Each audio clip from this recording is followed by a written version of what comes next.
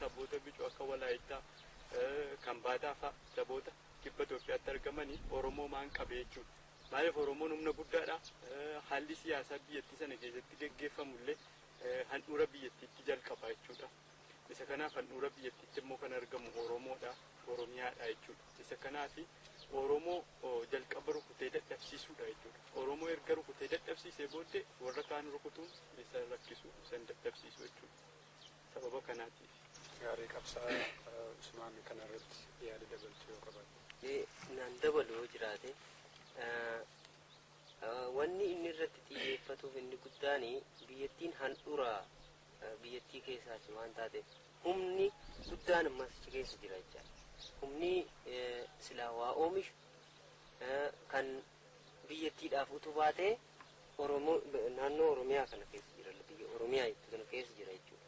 Biyyattiin kun qabeenyaanis waan uumamaa hundaan badhaatu waan taateef tokkoffaa erga isaan cabsee booda uummattoota kaan qabuun hin dhibu jechaadha. Maal fakkeenya isaan godha jechaadha. Isaan fakkeenya godhatee erga isaan cabsee booda uummattoota kaan qabuun hin dhibu jechaadha. Isa kanaaf inni guddaan xiyyeeffannoon irratti kaasu kana jechaadha. Kanaan addatti ammas uummanni Oromoo dur irraa jalqabee gaaffii mirgaa waan gaafatutu inni addaa jechuudha. Gaaffii mirgaa waan gaafatutuuf jecha gaaffiin sabummaa isaa akka sabaatti jiraatu akka namaatti bilisa ta'ee ofiin jiraatudha sammuu Oromoo keessa jirti jechaadha. Duraanis uummanni kun humnaan waan cabeef gaaffiin isaa kanumatti fufee jiru jechaadha. Sababii kanaaf jalqaba isaan ofirraa rukutaa jechaadha. Sodaa qaba. Humni kun yoo tokko ta'ee ol ka'e narra garagala waan jedhu waan sodaatuuf isa kanarratti xiyyeeffannoo guddaa.